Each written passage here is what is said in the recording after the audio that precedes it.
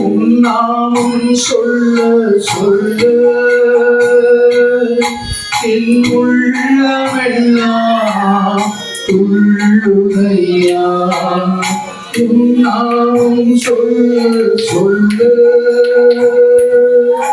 என் உள்ளமெல்லாம் துள்ளுதையா. உன் அன்பை பாட பாட உன் அன்பை பாட பாட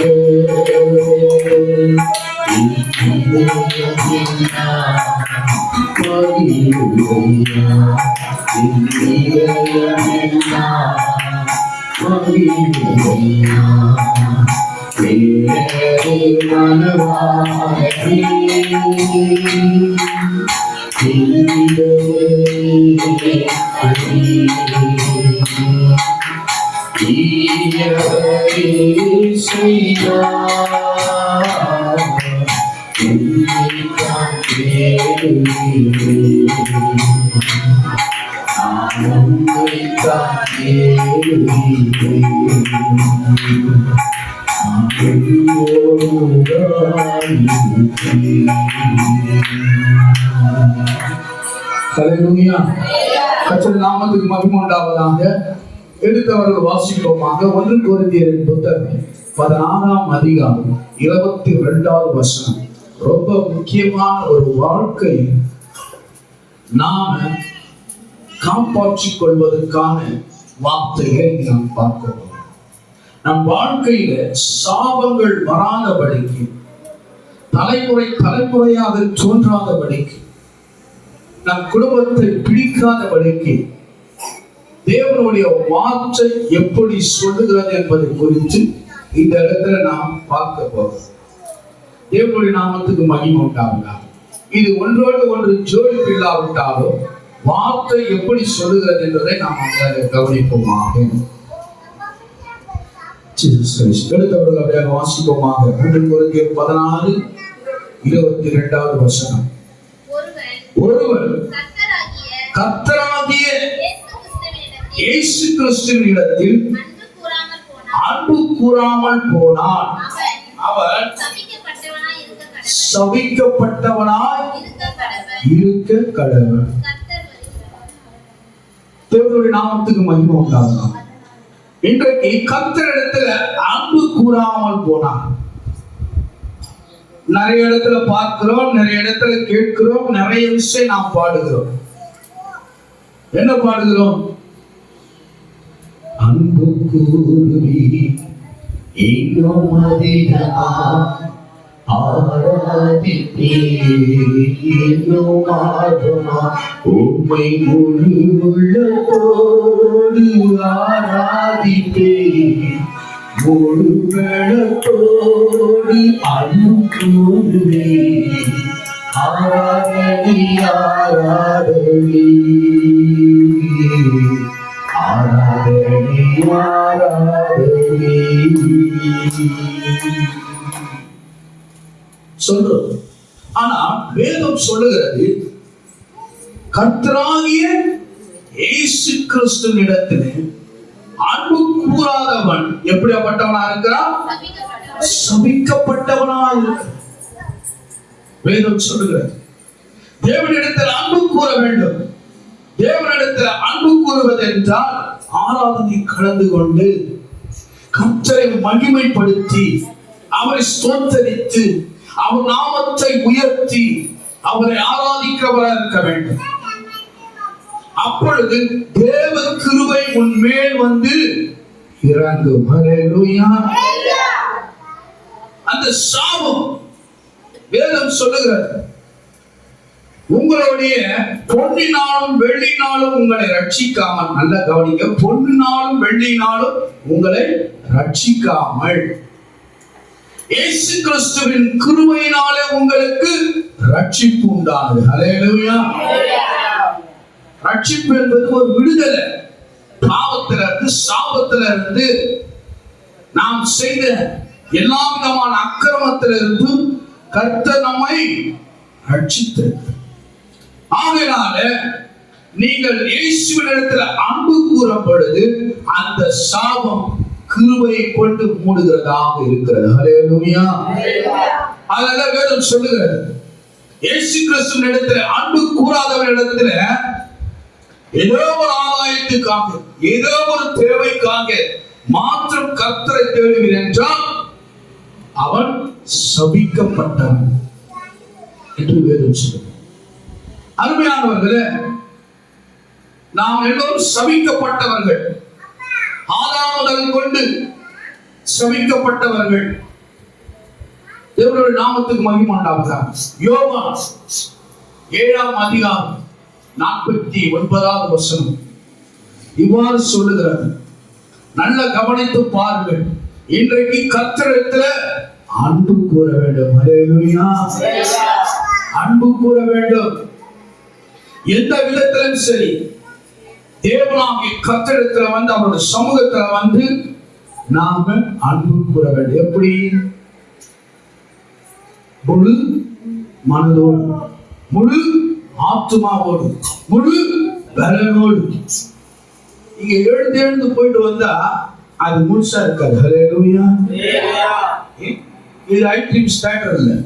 பாட்டுக்கு எழுந்து போயிடுறது, ஒரு சண்டை வந்தா அது பிடிக்காதுன்னு சொல்லி எழுந்து போயிடுறது, அப்படி கிடையாது.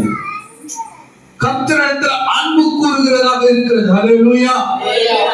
தேவனிடத்தில் அன்பு கூறும் பொழுது அது எப்படி கூற வேண்டும் என்றால் முழு முழு மனதோடு, முழு ஆத்மாவோடு, முழு பலத்தோடு அப்படி கூற வேண்டும். எழுந்து போனா என்ன புரியும்? எப்படி நாம் அன்பு கூறுவோம் என்று நாம் நினைப்போம். ஆனால் வேதம் சொல்லுகிறது, இயேசு கிறிஸ்துவின் இடத்திலே அன்பு கூறாதவன் சபிக்கப்பட்டவன் என்று சொல்ல. தேவனுடைய நாமத்துக்கு மகிமை உண்டாகட்டும். பிதாவாகிய தேவன் காயின் மேலே ஆபேலை கொன்ற பொழுது அவன் மேலே ஒரு அடையாளத்தை போடுற. அது என்னவென்றால், இவன் ஒரு சபிக்கப்பட்டவனாக என்று சொல்லி ஒரு அந்த அடையாளத்தை போடும் பொழுது அந்த அடையாளத்தை கண்டு அவனை யாரும் கொலை செய்யாதபடி இருக்கணும். அப்படி செய்தார் என்றால் அவன் சபிக்கப்பட்டவனாக இருப்பான் என்று சொல்லி அந்த வார்த்தையை பார்க்க. தேவனுடைய நாமத்துக்கு மகிமை உண்டாகட்டும். எடுத்தவர்கள் வாசிப்போம். யோவான் 7:49.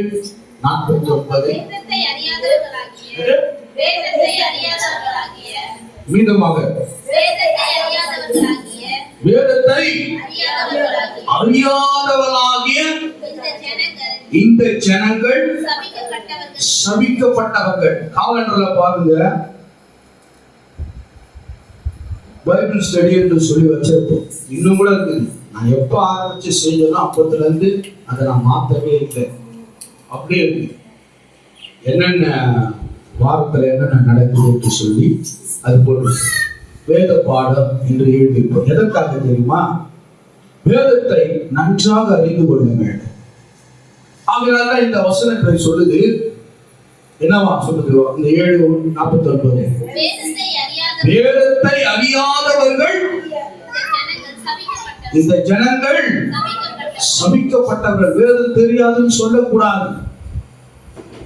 ஆனா பல முறை நான் உங்களுக்கு சொல்லியிருக்கிறேன். வேதத்தினுடைய ஃபுல் ரெக்கார்டு இருக்குது. ஆதி ஆகமத்திலிருந்து வெளிப்படுத்தின விசேஷம் வரைக்குமாக வசனங்களை சொல்லக்கூடிய வாய்ஸ் ரெக்கார்டு இருக்குது. அது வார்த்தையாக வரும்.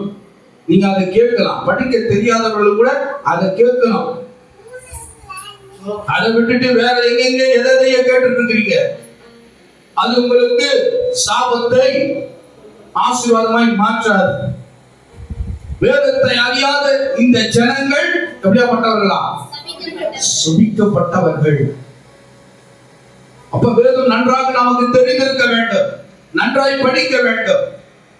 கர்த்தருக்கு சித்தமான வேத பாடம் நடத்தும் பொழுது அந்த வேத பாடத்தை கற்றுக்கொள்ளும்படியா இருக்க வேண்டும். ஏதோ வரும் போறன்னு இருக்கக்கூடாது. அடுத்தது அப்படி போயிட்டு நீங்க வரப்படுது என்ன ஆகும்னா, இதுக்கு முன்ன என்ன வசனம் போச்சு, இதுக்கு பின்ன என்ன வசனம் வந்தது, கடைசியா எந்த முடிஞ்சு, எதில் ஆரம்பித்தார்கள், என்ன சொல்லுகிறது ஒன்றுமே தெரியாது. கர்த்தருடைய நாமத்துக்கு மகிமை உண்டாவதாக. பாதியில எழுந்து போய் வந்தா வேதமே உனக்கு தெரியாது. வேதம் தெரியாத இந்த ஜனங்கள் எப்படியாப்பட்டவர்களா? சபிக்கப்பட்டவர்கள். வேதத்தை நன்றாக தெரிந்து கொள்ள வேண்டும். அதில் உள்ள வளைவு சுவைகள் எல்லாவற்றையும் நீங்கள் கற்றுக்கொள்ள வேண்டும். தேவன் யார் என்பதை தெரிந்து கொள்ள வேண்டும். ஆராதனை மாற்றம் வந்து இந்த காணிகை போட்டு போயிட்டா அவ்வளவுதான். அடுத்தது வேதத்தினுடைய வார்த்தை எடுக்க போகுது. இப்ப காணிகை முடிஞ்சிச்சு, போட்டுட்டு உடனே நம்ம என்ன பண்றோம், சரி நம்ம போயிடும், சரி ஆராதனை பண்ணிட்டோம், அது வரைக்கும் போதும், இப்ப என்ன பண்றோம், காணிகை போட்டுட்டு நம்ம கிளம்பி போயிடும் அப்படின்னு சொல்லிட்டு நாம போனோம்னா அந்த நாளில கொடுக்கப்பட்ட வேதத்தின் படி உனக்கு என்ன தெரியும், என்ன போதித்தார்கள் என்று தெரியும். உங்க மனசாட்சி மேல நீங்க உங்க நெஞ்சில கை வச்சு சொல்லுங்க, இந்த வாதம் என்ன பிரசங்கம் பண்ணாங்க அப்படின்னு யாருக்கிட்டனா நாம கேட்டிருப்போமா? சரி நம்ம போயிட்டோம், ஏதோ ஒரு வேலையா நம்ம என்ன பண்ணிட்டோம், ஆராதனை முடிச்சுட்டு காணிக்கை போட்டுட்டோம், நாம எடுத்து போயிட்டோம். ஐயோ தேவனுடைய வார்த்தை என்னன்னு தெரியலையே, வேதத்தை அறியாத ஜனங்கள் சபிக்கப்பட்டது என்று சொல்லுகிறது, அந்த வேதத்தை பற்றி நாம் தெரிந்து கொள்ள வேண்டுமே, இந்த வாரம் யார் சபைக்கு போனாங்க அவங்க கிட்ட எல்லாம் கேட்டு தெரிஞ்சுப்போம் அப்படின்னு சொல்லி நாம நெஞ்சில கை வச்சு பாருங்க, கேட்டு தெரிஞ்சிருப்போமா? இல்ல ஒரு ஃபோன் பண்ணியாச்சு நம்ம கேட்டிருப்போமா? என்ன இந்த வார்த்தை என்ன போச்சு, என்ன கொடுத்தாங்கன்னு கேட்டிருப்போமா?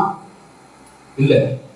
ஆகையினால வேதத்தை அறியாத இந்த ஜனங்கள் எப்படிப்பட்டவர்களா? சபிக்கப்பட்டவர்கள். இந்த வார்த்தை உண்மை, இந்த வார்த்தை மாறாது. அதுதான் 30வது சொன்னேன், வானமும் பூமியும் ஒழிந்து போனாலும் ஒரு நாள் ஒழிந்து போகும். அடுத்தது எரேமியாவின் புத்தகம் 48:10 அப்படியாக பார்க்கும் பொழுது, அருமையானவர்களே இது நாம் சொல்லவில்லை, அதனால்தான் உங்களுக்கு அதிகாரத்தையும் வசனத்தையும் கொஞ்சம் தாமதமா எடுத்தால் கூட அதை நான் உங்களுக்கு சொல்லுகிறேன். கர்த்தருடைய நாமத்துக்கு மகிமை உண்டாவதாக. எரேமியாவின் புத்தகம் 48:10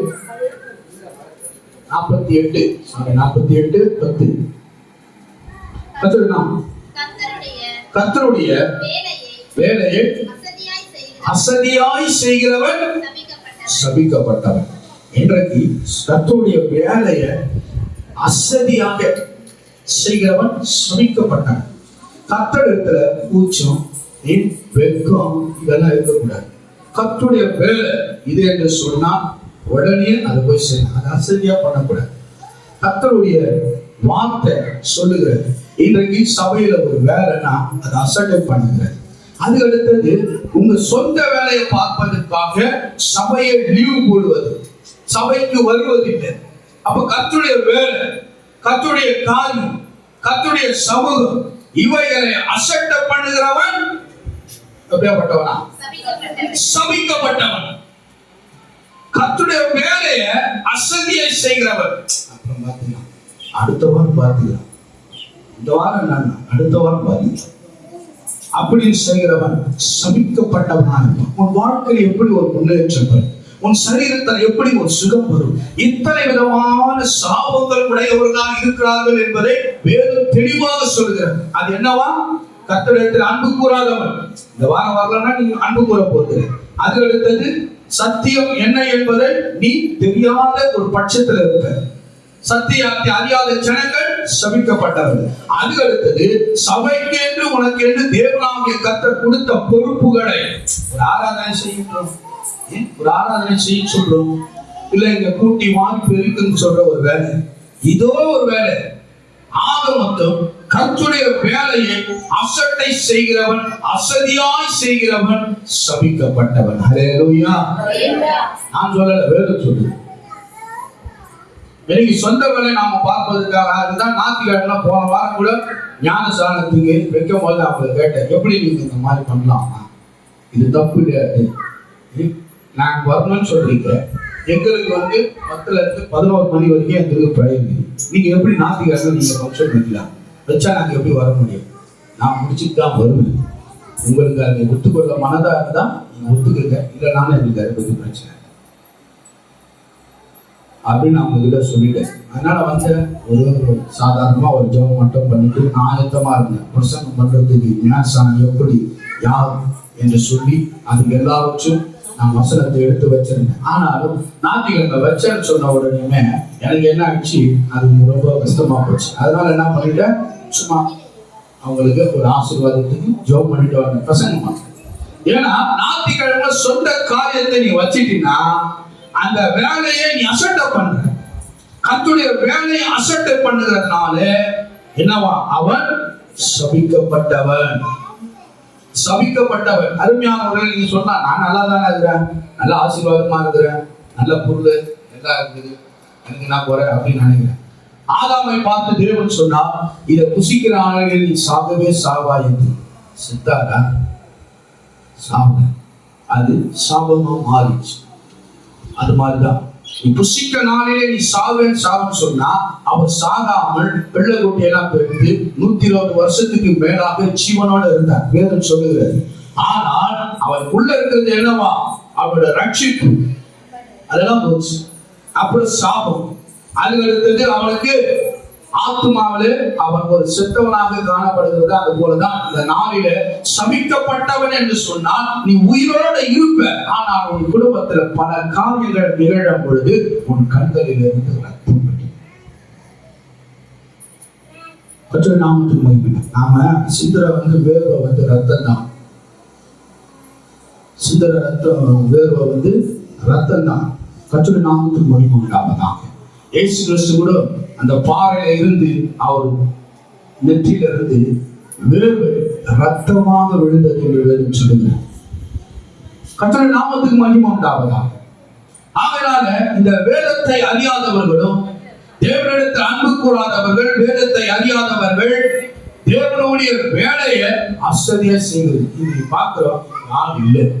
சரி, என்ன பண்ணுவோம்? நம்ம என்ன பண்ணுவோம்? இந்த சபையை நம்ம என்ன பண்ணுவோம்? கூட்டி பெருக்கி வாங்கணும், இதனுடைய வேலையை செய்யணும். இது யாருடைய வேலை?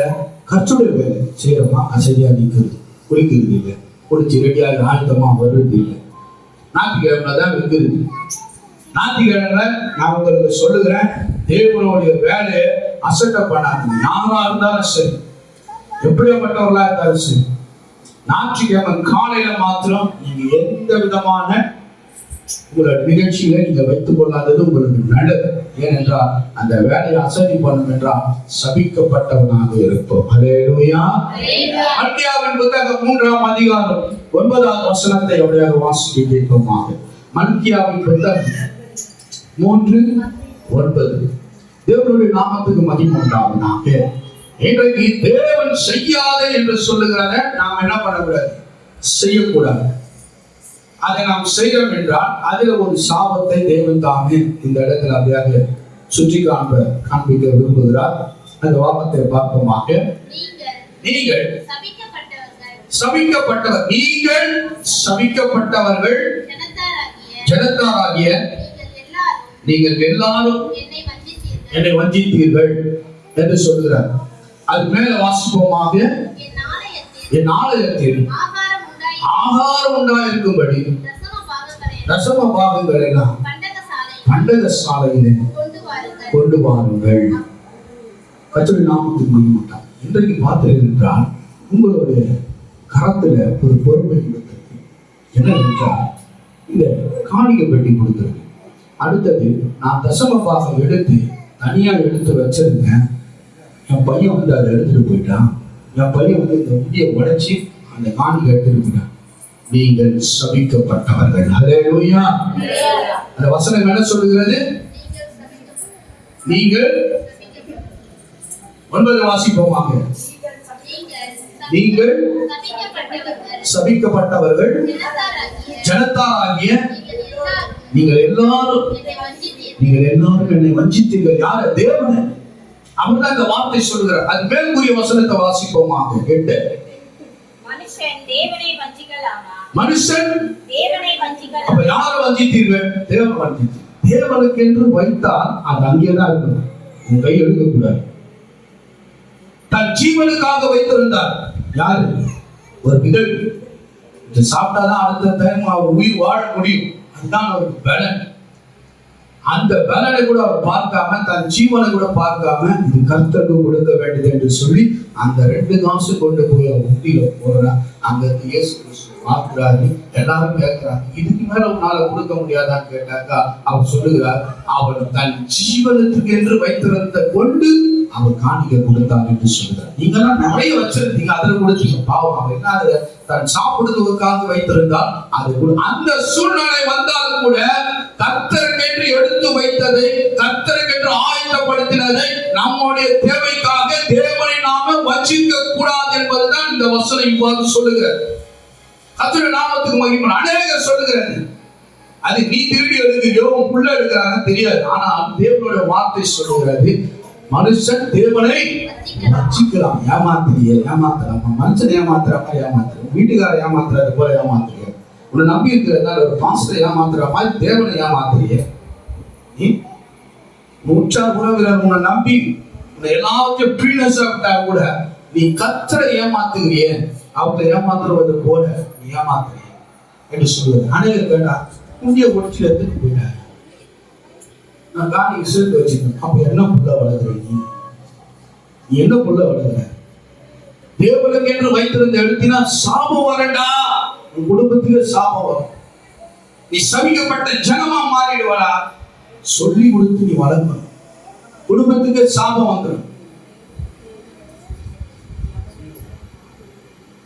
புரிந்து கொள். நீ பண்ற பாவம் நம்ம குடும்பத்துல தலைவித்தாடும். தேவனுடைய வார்த்தை பாரு சொல்லுகிறது. அதனால மிகவும் ஜாக்கிரதை உள்ளவராக இருக்கிறது.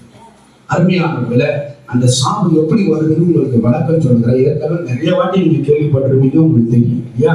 ஏதேன் தோட்டத்துல அந்த கனியை அங்க வைத்திருக்கிறார். என்ன கனியை வைத்திருக்கிறார்? என்ன கனியை வைத்திருக்கிறார்? நன்மை தீமை அறியக்கூடிய கனியை தேவன் தான் வைத்திருக்கிறார். அதை தொடாத. தொட்டினா உனக்கு சாபம் நேரிடும். அதை பறித்து நீ சாப்பிடக்கூடாது. இன்றைக்கு கேட்டா கஷ்டம் வந்துச்சு, கடவுளுக்கு தெரியும், அவங்களால கடவுளுடைய காணிக்கை எடுத்து நான் சாப்பிட்டேன். ரொம்ப தவறான ஒரு காரியம் இது. உங்க குடும்பத்துல சாபத்தை வரவுக்கு தேவனே சொல்றாரு. அதனால்தான் மணிக்கா 8, 9, 10 3 நீங்க வாசித்தீர்கள் என்றால் கர்த்தர் சொல்கிறார், இந்த எந்த விதத்துல சாபம் வீட்டுக்குள்ள நுழையும் என்பதை குறித்து வேதம் தெளிவாக சொல்லிக் கொண்டிருக்கிறது. எந்தெந்த வழியில வரும் என்பது. ஆகையினால அந்த ஏதேன் தோட்டத்துல அவர் சொன்னார், தேவனுக்கு என்று வைத்தது என்றால் அது தேவனுக்கு தான். அந்த ஓனர் அவர் தான், அது அவருக்கு தான். அதை நீ தொடக்கூடாது. இன்றைக்கு என்ன பண்றீங்க? தேவன் யார் என்பதை அறியாமல் அவருக்கு என்று வைத்ததை நீங்க என்ன பண்றீங்க? எடுத்துக்கொள்றீங்க. எடுத்து உங்க சொந்த வேலையை பார்க்க ஆரம்பிச்சேன். அப்படியே வாங்கினா அப்படியே கொடுத்துருங்க. தேவன் மிகவும் பெரியவர். ஹல்லேலூயா. எல்லாவற்றையும் ஆண்டு அனுபவிக்கும்படியாக தேவன் நமக்கு கொடுத்திருக்கிறார். அவருக்கென்று நீ வெத்து வைக்கிறத அதுல இருந்து எடுத்து சொந்த வேலையை பார்த்தீங்கன்னா சாபத்துக்கு மேல சாபம் வந்து கொண்டிருக்கும் என்று வேதம் சொல்கிறது. அப்படியாக கலாத்தியர் 1:9 அப்படியாக வாசிப்போம். தேவனுடைய நாமத்துக்கு மகிமை உண்டாவதாக. கலாத்தியர் 1:9. இந்த நாளில அப்படி செய்யாதீங்க. இன்றைக்கு கர்த்தர் ஆவியானவர் உங்களை உணர்த்துவார். ஆமா, சொல்றது கரெக்ட். நாம அந்த பெட்டியை எதற்கெல்லாம் சபைக்கெல்லாம் உபயோகப்படுத்த, தேவனுடைய வேலைக்கு உபயோகப்படுத்த, அதை உடைச்சு என் மகன் எடுத்ததுனால, என் மகள் எடுத்ததுனால, என் குடும்பத்தில் எடுத்ததுனால இப்பொழுது ஆவியானவர் நான் அனுபவித்துக் கொண்டிருக்கிறேன். ஆவியானவர் இந்த வெட்கத்துக்குரிய காரியம் எப்படி வந்தது என்றால், தேவன் தொடாத, அது தேவனுக்கு என்று வைத்தது, அது தேவனுக்கு சொந்தமானது, அதை ஒரு காலமும் தொடக்கூடாது. தாவீது பாருங்க, அருமையாக சொல்லுகிறான் சவுலை குறித்து. சவுலின் மேலே கையை வைக்காதபடிக்கு அவன் எவ்வளோ நெருக்கடி கொடுத்தான். தன் ஜீவனை எடுக்கும்படியானால் செய்தான். ஈட்டி எடுத்து பாய்கிறான். அவனை தூங்க விடாமல் அவனை துரத்தி கொண்டு போவான். இத்தனை துன்பங்கள் கொடுத்து அவன் சொல்லுகிறான், தேவன் அபிஷேகம் பண்ணப்பட்டவன் மேலே என் கைகளை நான் வைப்பதில்லை என்று சொல்கிறான். அப்ப பாருங்க, ஒரு மனுஷன் இவ்வளவு துரோகம் பண்ணியும் தேவன் அவனை அபிஷேகம் பண்ணி இருக்கிறார். தேவனுடைய கரம் அவன் மேல் இருக்கிறது. ஆனால் அவனை நான் தொட மாட்டேன்னு சொல்றான். ஆனா தேவனுக்கு என்று தேவ சபைக்கென்று எடுத்து வைத்தது அவன் அதுல போய் நீ துணிகரமா கை வைக்கிறது என்று சொன்னால் தேவனை வஞ்சிக்கும்படியா, தேவனை ஏமாற்றும்படியா நீ செய்கிறது எத்தனை விதமான துணிகரமான ஒரு பாவத்தை நீ செய்கிறாய் என்பதை குறித்து நீ அறிந்து கொள்ள வேண்டும். அவன் எனக்கு துரோகம் பண்ணான், என்னை கொலை பண்ணும்படியே வந்தான், தன் மருமகன் கூட என்று பார்க்காமல் என்னை அவன் அப்படியே செய்ய வந்தான் என்று சொல்லி அவனை மாமனார் தான் அவன் மகனை கட்டி கொடுத்தான். அப்படி செய்திருந்தோம் அவனை மேல கை வைக்க கூட அவன் துணியல. ஏன்னா தேவன் அபிஷேகம் பண்றது. ஆனா தேவனுக்கு என்று வைத்திருக்கிறத எவ்வளவு துணிகரமா எடுத்து செஞ்சடா, உனக்கு தாண்டா சாபத்தை வரும்னு சொல்லி நாம சொல்லி அதை வைக்கணும். ஏன்னா சில டைம்ல என்ன பண்ணணும்னா, இது தேவனுக்குரியது, இதை தொடக்கூடாது, இதை தொடுகிறவன் மேல் கர்த்தருடைய சாபம் வரும் எழுதி ஒட்ட வச்சு. அப்ப அந்த வார்த்தை பார்த்தா உங்களோட பிள்ளை ஒரு கண்ட்ரோல் போகும். கர்த்தருடைய நாமத்துக்கு மகிமையுண்டாவதாக. எழுந்தவர்கள் வாசிப்போமாக. கலாத்தியர் 1:9. முன் சொன்னது போல மறுபடியும் சொல்லுகிறேன், நீங்கள் ஏற்றுக்கொண்ட சுவிசேஷத்தை அல்லாமல் வேறு ஒரு சுவிசேஷத்தை ஒருவர் உங்களுக்கு பிரசங்கித்தார், அவர் சபிக்கப்பட்டவனாய் இருக்க கடவன் என்று சொன்னார். எனக்கு பார்த்துருக்கீங்களா, எங்கெங்க ஓடுறீங்க, அவர் தீர்க்க தரிசனம் சொல்றாரு, அப்படி இப்படி பண்றாரு, இப்படி செய்யறாரு என்று சொல்லி போகிறீங்க. அந்த இடத்துல எல்லாம் உங்களுக்கு இயேசு கிறிஸ்துவை அல்லாமல் வேற ஒரு சுவிசேஷத்தை நீங்கள் ஏற்றுக்கொண்டால் உங்களுக்கு சாபம் உண்டாகும். அல்லேலூயா. புரியுதா உங்களுக்கு அந்த வசனம்? மீண்டுமாக நிறுத்தி வாசிப்போமாக. வாசிக்க கேட்போம். முன் சொன்னது போல ஃபர்ஸ்ட் நான் உங்களுக்கு என்ன சொன்னனோ அதே பிரசங்கத்தை தான் இப்போ நான் பண்றேன். அதே சுவிசேஷத்தை தான் உங்களுக்கு சொல்றேன். ஃபர்ஸ்ட் யாரு சொன்னேன்? இயேசு கிறிஸ்துவை பற்றி சொல்லப்பட்டது. அதேதான் நான் உங்களுக்கு இன்றைக்கும் நான் சொல்றேன் என்று சொல்லி பவுல் இவ்வாறு அந்த ஜனங்களுக்கு சொல்லுகிறார். அடுத்தது, நீங்கள் ஏற்றுக்கொண்ட, இப்ப நீங்க இந்த சுவிசேஷத்தை நீங்கள் ஏற்றுக்கொண்டீங்க, கர்த்தருடைய வார்த்தையை நீங்கள் ஏற்றுக்கொண்டீர்கள். வேற இடத்துல போனா வேற திசையில போகும். ஞானசானமே பெரிய குழப்படியில இருக்கு. நம்ம ஏரியா கூட பாத்தீங்கன்னா என்னன்னா, இப்ப நம்ம என்ன பண்ணோம், நம்ம மரண பரிசுத்த ஆவியினால ஞானசானம். சில பேர்லாம் பார்த்தீங்கன்னா ஏசு நாமத்தினால ஞானசானம் கொடுக்குறாங்க. அது இருக்குது. ஏசு நாமத்தினால ஞானசானம் எடுத்தான்னு கேட்பாங்க. அது இருக்குது. இப்படிப்பட்ட குழப்படிகள் இருக்குது. அதனால சுவிசேஷத்தை தனக்கு சாதகமாகவே வேதத்தில் இல்லாதபடிக்கு வேற சுவிசேஷமாக பிரசங்கிப்பார்கள். அதனால்தான் பவுல் சொல்றார், நீங்க ஏமாந்து அப்படி வேற சுவிசேஷத்தை இங்கே அப்படி அங்க இருந்து ஓடி கேட்டீர்கள் என்றால் அது உங்கள் மேல என்ன வருமா? நீங்க அநேக நாமத்துக்கு மகிமைப்பட்டாங்க. அநேக பிள்ளைகள் அப்படிதான் போயிட்டு இருக்குது. இங்க இல்ல அங்க இல்ல. வேதம் சொல்லுகிறது, சங்கீதம் 46:1 சொல்லுகிறது என்னவென்றால், அமர்ந்திருந்து நீரே தேவன் என்று அறிந்து கொள்ளவேன். ஓடுலாம் பண்ணது, ஓடிக்கிட்டே தான் இருக்கணும். இங்க இங்க சொன்னா அது ஓடிக்கிட்டே தான் இருக்கு. எல்லாமே ஒரு நாளில் அடங்கிடும். அற்புதம், அதிசயம், தீர்க்க தரிசனம் எல்லாமே ஒரு நாள் அடங்கிடும். ஆனா இந்த வார்த்தை மாத்திரம் உலகம் முடிவு வரைக்கும் பிரசங்கி கொண்டே இருக்கும். அல்லேலூயா, அல்லேலூயா. வேற சுவிசேஷத்தை அவர் பிரசங்கிக்கிறவனாக இருந்தால் அவன் எப்படியாப்பட்டவனா இருப்பானா? சபிக்கப்பட்டவனா இருப்பான். 2 கொரிந்தியர் புத்தகம் 11:4 வாசிக்க கேட்போமாக. கடைசியான வார்த்தை நல்லா கவனித்துக் கொள்ளுங்கள். வேதத்தை அறியாமல் இருக்கக்கூடாது. புரியுதா? நன்றாய் வேதத்தை அறிந்து கொள்ள வேண்டும். வேதத்தை போதிக்கும் போதுதான் பக்கத்துல பார்க்கறது, பக்கத்துல பேசுறது. அப்பதான் பேசுது. அப்புறம் வேதம் புரியும். வேதம் எப்படி புரியும்? பேசவே கூடாது. தேவனுடைய சமூகத்துல வந்த பிற்பாடு முக்காடு விட்டு அப்படியே நேர உட்காந்து அப்படியே உட்கார்ந்து, ஆண்களா இருந்தாலும் சரி யாரா இருந்தாலும் சரி பேசுறதை கவனிக்கும். வேதம் அறியாத ஜனங்கள் சபிக்கப்பட்டவனா வேதத்தை தனியா வாசிக்க போறது, அது தனியா வாசிக்க இல்லை. புரியுதுங்களா? நீங்க தனியா வாசிக்க போறது இல்லை. தனியா வாசித்தாலும் அது புரிய போகுது.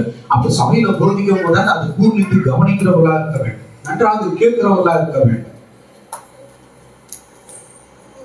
தேவனுடைய நாமத்துக்கு மகிமை உண்டாவதாக. 2 கொரிந்தியர் புத்தகம் 11:4 வாசிக்க கேட்போமாக. எப்படியெனில் உங்களிடத்தில் வருகிறவன் நாங்கள் பிரசங்கியாக வேறொரு இயேசுவை பிரசங்கித்ததினால் அல்லது பெற்றிராத வேறொரு ஆவியை நீங்கள் ஏற்றுக்கொள்ளாத வேறொரு சுவிசேஷத்தை பெற்றீர்களானால் கர்த்தருடைய நாமத்துக்கு மகிமை உண்டாவதாக. இன்றைக்கே வேதத்தை புரட்டுகிறவர் நிறைய பேர், வேதத்தை வேற மாதிரியா பிரசங்கிக்கிறவர் நிறைய பேர், வேதத்தின் வழியால் உள்ள நுழைந்து அந்தி கிறிஸ்து ஆளுகை செய்யக்கூடிய சூழ்நிலையில இருக்கும். கர்த்தருடைய நாமத்துக்கு மகிமை உண்டாவதாக. இப்ப பார்க்கிறோம், எதை எப்படியோ மாறி போயிட்டே இருக்குது. நீங்க செய்திகளை கூட பார்க்கலாம். இப்போ பார்த்தீங்க என்றால் ஒரு மாநாடு ஒன்று நடந்து, அந்த மாநாடு நடத்தினது கூட ஏன் அப்படி நடத்தி, அந்த மாநாடு எதுக்காக இப்ப நடந்தது, ஏன் இந்த இப்படி தாவுறாங்க, எதுக்காக இப்படி செய்யறாங்க என்று சொல்லிதான் இந்த கேள்வி எழுப்பு. அது போல இன்றைக்கு சுவிசேஷத்தை கூட வேற விதமாக பிசாசு பயன்படுத்தி அதை அப்படி செய்வோம். கர்த்தருடைய நாமத்துக்கு மகிமை. இன்றைக்கு பாருங்க, ஒவ்வொருத்தரும் ஒவ்வொரு காரியத்தை செய்து கொண்டிருக்கிறார். சுவிசேஷத்தை, அதாவது சத்தியத்தை அறிவீர்கள், சத்தியம் உங்களை விடுதலையாகும். சில பேர் சாவி விற்பார்கள். சுவிசேஷம் பிரசங்கித்து இந்த சாமி 10,000 ரூபாய் அதை வாங்கி போய் உங்க வீட்டுல வச்சீங்கன்னா நீங்க ஆசீர்வாதமா இருப்பீங்க. இந்த கழுத வியாபாரமா பண்ற, கழுத வியாபாரமா பண்ற,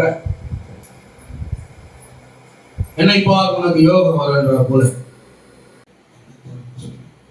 அதனால நாம ஜாக்கிரதையா இருக்க வேண்டும் தான் பவுல் எழுதுகிறார். அதனால்தான் வேதத்தை நன்றாக அறிந்து கொள்ள வேண்டும். வேதத்தை அறியாத ஜனங்கள் சபிக்கப்பட்டவர்கள். அந்த ஜனங்க பாருங்க, அந்த ஆள் அப்படி செய்கிறத அந்த ஜனங்க அதுதான் சரின்னு சொல்லி இருக்கிறாங்க. ஏன்னா அவங்களுக்கு வேதம் தெரியல. வேதத்தை நீ கற்றுக் கொடுத்தா தானே.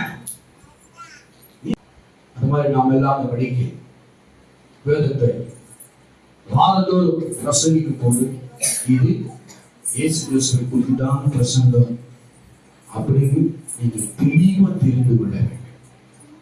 தெளிவா தெரிந்து கொள்ள வேண்டும். எதற்காக இப்ப இந்த டிஸ்டினை பற்றி உங்களுக்கு சொன்னாக்கா, ஒரு கதை ஒண்ணு இருக்கு, இந்த பிளாக் பைபர்ன்ற கதை. அந்த கதையில பார்த்துக்கிறேன்னு சொன்னா அவன் இனிமையாய் ஊதுவான். இனிமையாய் ஊதும் பொழுது பிளாக் பைபர் என்று சொல்லுங்க, அது இனிமையா ஊதும் பொழுது அந்த ஊர்ல இருக்கிற எலிகள் எல்லாவற்றையும் பிடிப்பதற்காக ஒரு வழியை அது வகுத்து அந்த இசையில மயங்கி அந்த எலிகளை எல்லாம் கூடவே போகணும். எங்க மூலம் எடுக்கிற எலிகள் எல்லாம் வந்துடும். அவன் ஊதுகிற ஊதுல அந்த இசையில மயங்கி அந்த எலிகள் எல்லாம் கூட சேர்ந்து போய் அவன் குளத்துல இறங்கி அவன் ஏறி போயிடுவான். அந்த குளத்துல எல்லா எலிகளும் மாண்டு போயிடும்.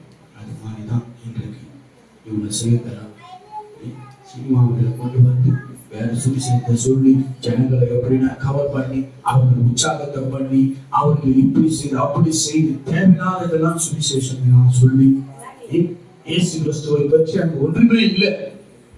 உங்க பிள்ளைங்களை கூட நீங்க போட்டு பார்க்க போட்டு அந்த வீடியோவை நீங்களே பார்த்தா உங்களுக்கு கஷ்டமா இருக்கும், ஒரு பக்கம் சிரிப்பா இருக்கும் பண்றது. அதனால பவுல் எழுதுகிறார், நீங்க தெளிவா இருக்க வேண்டும், எதிலையும் ஏமாந்து போயிடக்கூடாது. புரியுதுங்களா? முதலாவது என்னவா? தேவனிடத்தில் அன்பு கூறாதவன், இரண்டாவது வேதத்தை அறியாத ஜனங்கள், அடுத்தது கர்த்தருடைய வேலையை அசதியா செய்கிறவன் சபிக்கப்பட்டான். ரொம்ப அசதி, கர்த்தருடைய காரியத்தில் அசதி இருக்கக்கூடாது. எங்க இருந்தாலும் சரி. நேற்று தினத்துல கூட என்ன ஒரு இடத்துல பிரசங்கத்துல கொசப்பேட்டில என்ன பிரசங்கத்தை கூப்பிட்டாங்க. நான் சாயங்கால நேரத்துல நான் இருக்கேன். அவங்க சொன்னாங்க எங்களுக்கு சாயங்கால நேரத்துல தான் கூட்டம் நடக்குது, அதனால நீங்க சாயங்காலம் வாங்க. கர்த்தருடைய நாமத்துக்கு மகிமை உண்டாகும். எங்க இருந்தாலும் சரி, எந்த சூழ்நிலையில இருந்தாலும் சரி, எப்படியாப்பட்ட இடமா இருந்தாலும் சரி, கர்த்தரை குறித்து அசட்டை பண்ணாமல் அந்த வேலையை செய்ய நாம் ஆயத்தம் உள்ளவராக இருக்க வேண்டும். அல்லேலூயா. நான் அடுத்த வாரம் பண்றேன், இந்த வேலை இருக்கக்கூடாது, இந்த வேலை இருக்கக்கூடாது.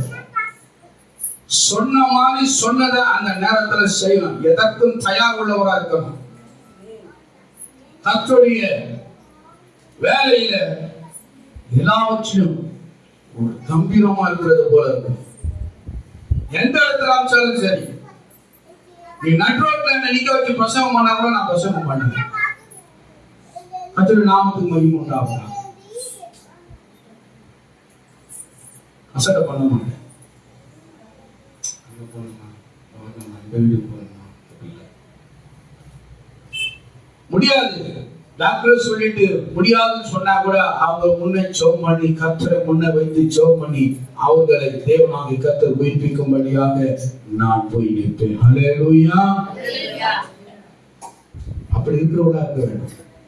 ஒரு காரியத்தை சொல்லும் போது இல்ல அடுத்த வாரம் பார்த்துக்கலாம், அடுத்த வாரம் செய்யலாம், அடுத்த வாரம் செய்யறேன், இந்த வாரம் விட்டுருக்கேன், இந்த வாரம் எனக்கு முடியாது அப்படி சொல்லவே கூடாது. ஆனா சொல்லுது, கர்த்தருடைய வேலையை அசையாய் செய்கிறவன் சரிக்கப்பட்டவன். ஒரு முன்னேற்றம் வராது. தேவனுடைய நாமத்துக்கு மகிமை உண்டாகும். அதனால அப்படி இருக்கக்கூடாது. அடுத்தது என்ன பண்ணக்கூடாது? கர்த்தருடைய காரியத்துல கர்த்தருக்கு எடுத்து வைத்தால் அதுல தொடவே கூடாது. ஹல்லேலூயா. அது தொடவே கூடாது. தேவன் சொல்றார், அந்த பழத்தை பறித்து தொடவும் கூடாது. அந்த பழத்தை பக்கமே போக கூடாது. அதை பார்த்துட்டே இருந்தீங்கன்னா அப்படிதான் இருக்கும். கர்த்தருக்கு என்று வைத்ததை அதை எடுக்கக்கூடாது. அதனாலதான் ஒரு கஷ்டம் வரும். அந்த நேரத்துல தான் உங்களுக்கு பாரம் வரும். அந்த நேரத்துல உங்களுக்கு எல்லா தேவைகளும் வரும். ஏன் என்றால் கர்த்தர் செய்கிற ஏன் அந்த மரத்தை அங்கிருந்து எடுக்க இல்லாம இருந்ததுன்னா அவங்க பார்ப்பாங்க, பார்க்க மாட்டாங்க. அந்த மரத்தை பார்க்க வேண்டியது, அந்த கனியை பார்க்க வேண்டியதே கிடையாது. அது இல்லையே நாம போயிட்டு இருப்போம். ஆனா அந்த இடத்துல வைத்துக்கிறேன். அதுதான் தேவனுடைய வைத்திருக்கிற ஒரு விஷயம். மனுஷன் அதை பார்க்கணும், அதை எடுக்கக்கூடாது. அதே போலதான் தேவனாகிய கர்த்தர் உன் பிள்ளையை யாரும் தூது விட்டா கூட அதை தொடாத. எழுதி வச்சு இந்த வசனத்தை எழுதி இந்த மல்கியா 3:9 எழுதி அந்த விட்ட வச்சு கர்த்தருக்கு என்று வச்சு அதை எழுதி விட்ட வச்சு இந்த கர்த்தருக்கு என்று வைத்திருக்கிறது. இதை தொடுகிறவன் சபிக்கப்பட்டான், இதை எடுக்கிறவன் சபிக்கப்பட்டவன் என்று எழுதியிருக்கிறது.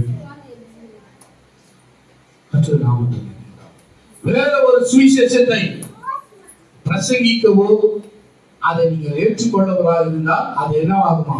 அவன் சபிக்கப்பட்டான். மிகவும் ஜாக்கிரதை உள்ள இன்னும் வசனங்கள் இருக்கு. ஆனால் நமக்கு நேரம் போதான். இந்த சபிக்கப்பட்ட காரியத்திலிருந்து நான் விடுதலை பெற வேண்டும் என்றால் கர்த்தரை முழுவதுமாக அன்பு கூற வேண்டும். ஹல்லேலூயா. வேதத்தை நன்றாக அறிந்து கொள்ள வேண்டும். கர்த்தர் நாமத்துக்கு மகிமை உண்டாவதாக. நான் சொன்னேன், கடந்த வாரத்தில் அவங்க வீட்டுல ஒரு கூட்டம். நான் சொன்னேன், கர்த்தர் மன விருப்பத்தின்படி உனக்கு தந்தருள்வார். நான் அப்படியே முன்னாடி தினத்துல வாங்க பார்த்தேன். என்னம்மா அப்படியே இருக்கு? எப்ப அவங்க வீட்டுல ஒரு பிரிவினை உண்டாச்சு அப்பத்துல இருந்து நான் செபிக்கிறேன். அப்பத்துல இருந்து செபிக்கிறேன். அவர்கள் குடும்பத்தோடு கர்த்தருடைய நாமத்துக்கு மகிமை உண்டாகும். குடும்பத்தோடு இருப்பதுதான் கர்த்தருக்கு தெரியும். ஹல்லேலூயா. அதுல இருந்து செபித்து அதே போல தேவன் கர்த்தர் இப்பதான் வந்தேன், நான் அப்புறமா வரவா அப்படின்னு சொல்லிச்சு. நான் அவங்க வரேன்னு சொல்லுங்க. இருந்தால் நம்மளுடைய கடமை என்ன? அவர்களுக்காக செபிப்பது. ஹல்லேலூயா. சங்கீதம் 20:4 சொல்லுவோம், மன விருப்பத்தின்படி கர்த்தருக்கு தந்தரு. எனக்கு தெரியாது, ஒருவேளை நீங்க என்ன பண்ணிருக்கலாம், மருமகன் குடும்பத்தோட வந்து சேரணும் நினைத்திருக்கலாம். கர்த்தருடைய நாமத்துக்கு மகிமை உண்டாவதாக. ஆனால் அவர் சொன்னார், வானா இனிமே தேவையில்லை ஜான்சன் சொல்றாங்க அப்படின்னு நீங்க சொன்னாங்க. அதெல்லாம் தவறு. அந்த மாதிரிலாம் முடிவெடுக்கூடாது. ஆத்திரத்துல அவசரத்துல முடிவெடுக்கிறது உனக்கு அது பூரணமா கொடுக்காது. நான் ஜெபம் பண்றேன், கர்த்தர் உங்களை கூட்டி சேர்ப்பார். ஹல்லேலூயா. கர்த்தருடைய நாமத்துக்கு மகிமை உண்டாவதாக. எனக்கு நீ சொன்ன வார்த்தை காத்தோடு போச்சு. கர்த்தரால் நான் சொன்ன வார்த்தை நிறைவேறிச்சு. ஹல்லேலூயா. தேவன் நமக்கு மகிமை உண்டாகும். இதை குறித்து நாம் பார்க்கும்பொழுது தேவன் நம்மோடு கூட இருக்கிறார் என்பது உணர்ந்து கொள்ள வேண்டும். எத்தனை பேர் அப்படியாக இந்த நாளை கர்த்தரை ஸ்தோத்திரிக்க போறீங்க? ஆண்டவரே உமக்கு ஸ்தோத்திரம். எல்லாரும் அறிக்கை செய்வோமாக. கர்த்தாவே, இனி நான் நிச்சயமாக அன்பு கூறுவேன். ஆண்டவரே, நான் உங்களை விட்டு விலகவே மாட்டேன். ஆமென். ஆண்டவரே, உமக்கு கூட ஸ்தோத்திரம். கர்த்தருடைய பெரிதான கிருபை இந்த நாளிலே ஆமென் ஆண்டவரே விளங்க தேவன் தான் அனுகிரகம் செய்ய உன் வேதத்தை நான் நன்றாக அறிந்து கொள்வேன். ஹல்லேலூயா, ஹல்லேலூயா, ஹல்லேலூயா. கர்த்தருடைய நாமத்துக்கு மகிமை உண்டாவதாக. ஆமென் ஆண்டவரே, கர்த்தாவே உமக்கு ஸ்தோத்திரம் ராஜா. ஆமென் ஆண்டவரே, நான் அன்பு கூறுவேன். அதுக்கு அடுத்தது என்ன செய்வேன்? நானே வேதத்தை நன்றாக அறிந்து கொள்வேன். ஆமென் ஆண்டவரே, கர்த்தாவே உமக்கு ஸ்தோத்திரம், ஸ்தோத்திரம், ஸ்தோத்திரம், ஸ்தோத்திரம், ஸ்தோத்திரம், ஸ்தோத்திரம், ஸ்தோத்திரம் ஆண்டவரே. இனி நாங்கள் சபிக்கப்பட்டவர்கள் ஆண்டவரே. அந்த சாபத்தை வரமைக்கும்படியான இனி ஒரு காலமும் நான் விரும்புவேன். நானா ஏன் எவ்வளவு தூரம் இருந்தாலும் கூட ஓடியாது சாமியை நான் அணுகக்கூடாது. அப்ப நான் கர்த்தர் மேல் அன்பு கூற வேண்டும். நான் எங்க இருந்தாலும் சரி, எந்த ஊர்ல இருந்தாலும் சரி, நான் உடனே வண்டி பிடிச்சு எதற்காக நான் இங்க வருகிறேன்?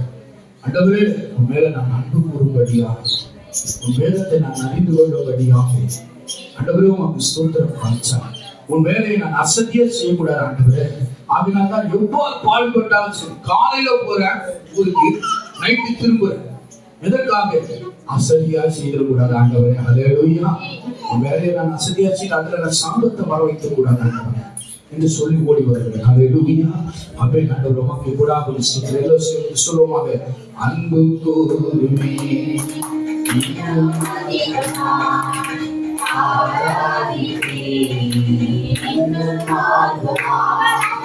அன்பு கூறுமே இன்னும் ஆராதிப்பே இன்னும் ஆராதிப்பே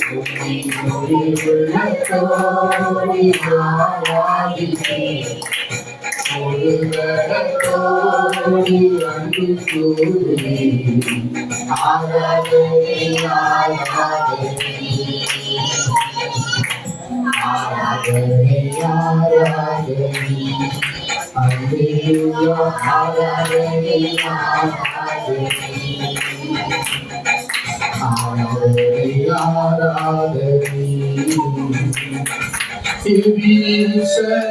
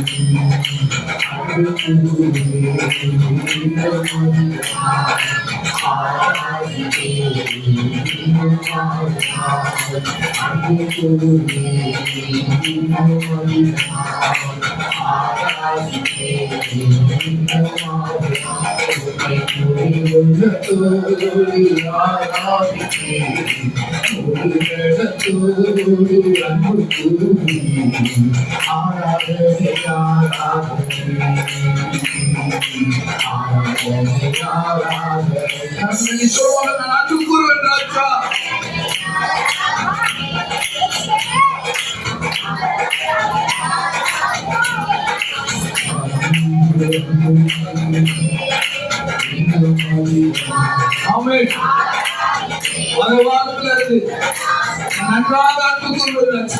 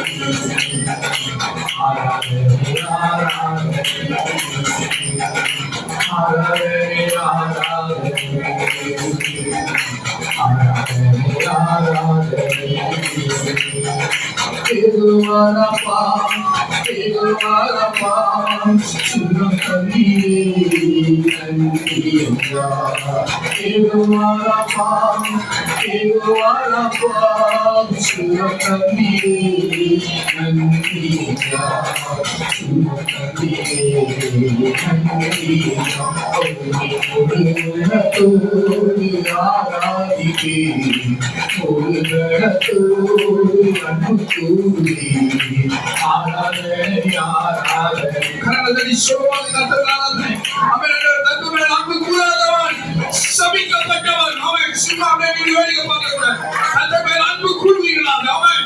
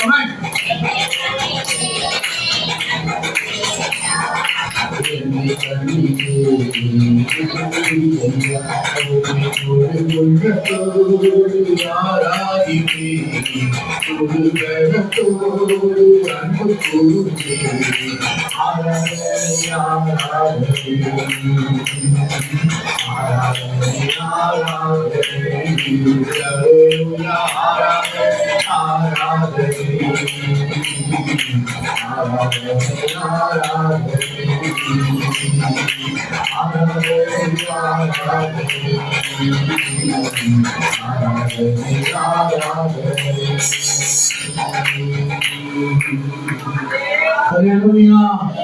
Hallelujah. ஹalleluya. இனிமே என்ன செய்வேன்? ஹalleluya. கர்த்தர் மேல் நான் அன்பு கூறுவேன், இயேசுவின் மேல் நான் அன்பு கூறுவேன், அதிகமாய் நான் அன்பு கூறுவேன். ஹalleluya. இனி நான் அன்பு கூறுவேன்.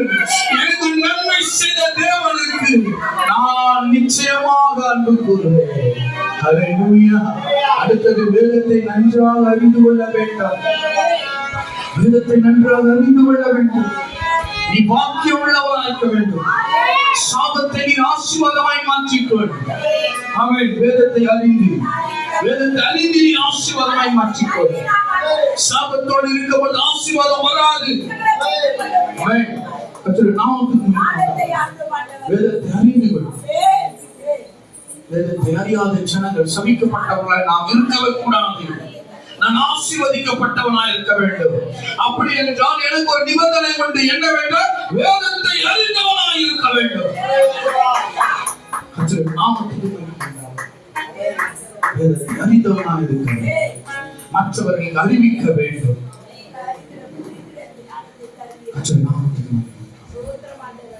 ஒழுங்காக கூடாது.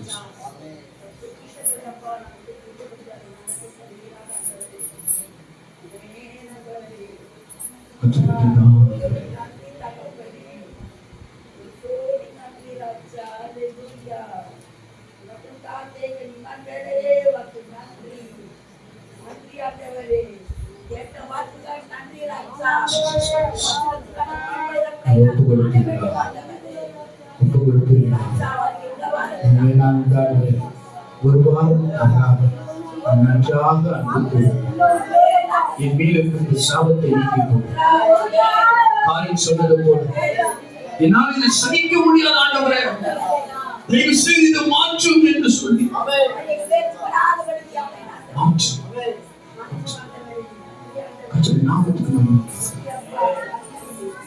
சாபத்தினால பாவத்தினால கர்த்தரை நீ தரிசிக்க முடியாது.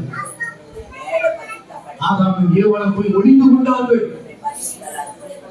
ஏனென்றால் கர்த்தருடைய வார்த்தையை மீறி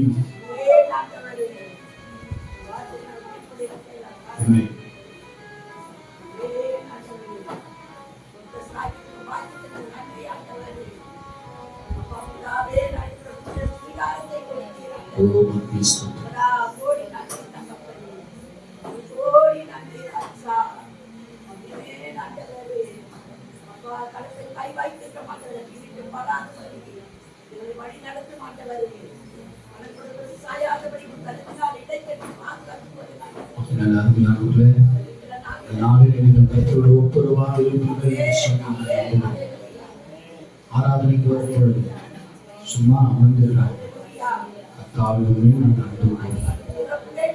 ஜீவனுக்கு வீணாக நான் நேசிக்கிறேன்.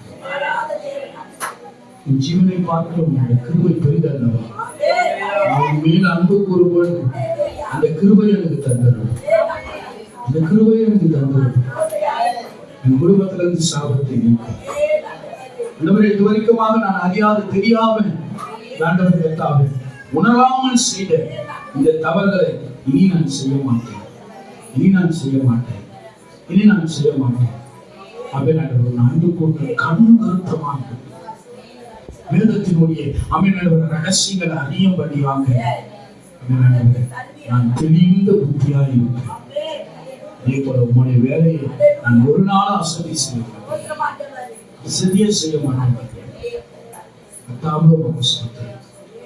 என்னிடத்துல கொடுத்த பொருள்கள் நிச்சயமாய் நான் நிறைவேற்றேன். சபைக்காக நான் என்ன செய்ய வேண்டும் அதை செய்வதில் நான் கண்ணும் கருத்துமாக என் குடும்பத்தை எப்படி செய்ய வேண்டும், என் குடும்பத்தில் உள்ள குறைகளை எப்படி நான் நீக்க வேண்டும் என்று இருக்கிறோம். அதே போல உமக்கென்று எடுத்து வைக்கிறது நான் தான் ஒருவர் கூட நான் எடுக்க மாட்டேன். சொல்லிய மீறி செஞ்சதுனாலதான் ஆதாமுக்கு ஏவாளுக்கு அந்த சாபம் வந்தது, அந்த வேதனை வந்தது. அவனுக்கு கஷ்டப்பட்டுதான் நீ சாப்பிட வேண்டும் என்ற அவனோட வார்த்தை அவனுக்கு நீ கொடுத்த. இனி நான் அப்படி செய்ய மாட்டேன். நீங்கள் எப்படியே இருக்கிறீர்கள். அந்த சாபத்தை ஆசீர்வாதமாய், தீமையை அவர் நன்மையாய் மாற்றுவார். அப்படின்னு பலவீனம் சுகவீனமாக இருக்கு. மற்ற நாமத்துக்கு மன்னிப்பாங்க. நீங்க பெரியவர், பெரிய காரியங்கள் செய்ய ஆசீர்வாதத்தை வழிநடத்துங்க. இயேசு கிறிஸ்து இனிய நாமத்தினால் நான் ஜெபிக்கிறோம். ஜீவனுள்ள நல்ல பிதாவே. ஆமென். கர்த்தராகிய இயேசு கிறிஸ்துவின் கிருபையும் பிதாவாகிய தேவன் பரிசுத்த ஆவியானவர் அன்பும் சதா காலங்கள் தொடர்ந்து நம்மோடு காப்பாராக. ஆமென். ஆமென். என் ஆத்துமாவை கர்த்தரை ஸ்தோத்திரி. என் முழு உள்ளமே பரிசுத்த நாமத்தை ஸ்தோத்திரி. என் ஆத்துமாவை கர்த்தரை ஸ்தோத்திரி. கர்த்தர் செய்த சகல உபகாரங்களை நினைத்து பாருங்கள். ஹல்லேலூயா. ஹல்லேலூயா. ஹல்லேலூயா.